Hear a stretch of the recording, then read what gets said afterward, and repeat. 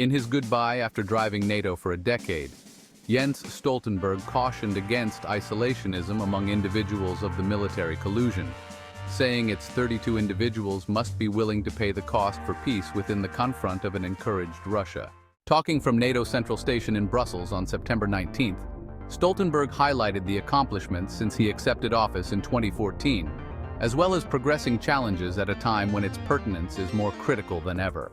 The great news is that we have conveyed on the promise we made 10 years prior for individuals to spend 2% of GDP on defense.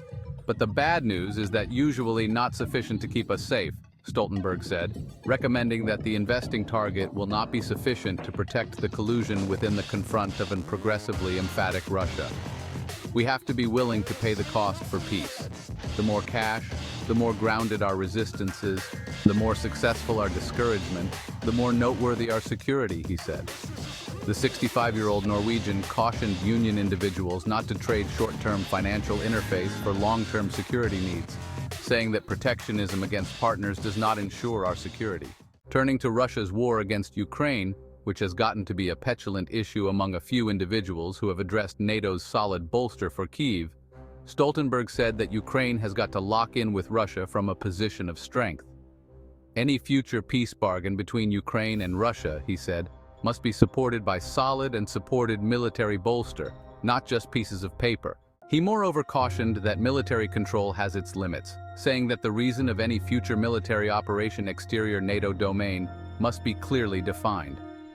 We have to be fair almost what we can and cannot achieve, he said of the grouping of 2 North American and 30 European states. Addressing voices on both sides of the Atlantic calling for a separating of ways, he said that investing within the transoceanic relationship is the as it were winning way forward, which isolationism will not keep anybody safe.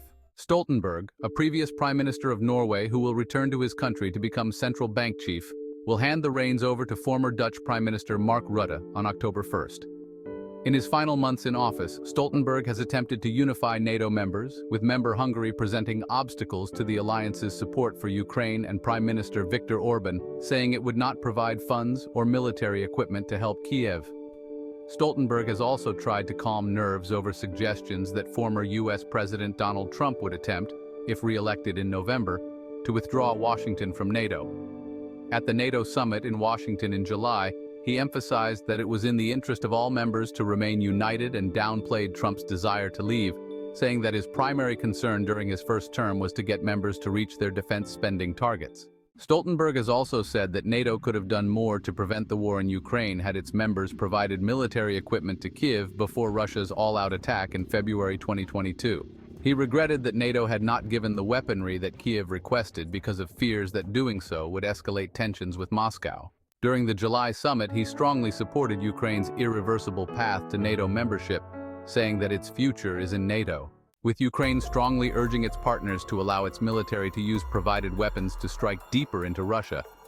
Stoltenberg weighed in on the controversial subject by saying in an interview with The Times this week that granting permission would not be a red line for Moscow. The Kremlin on September 18th called the comments by the outgoing NATO Secretary General dangerous.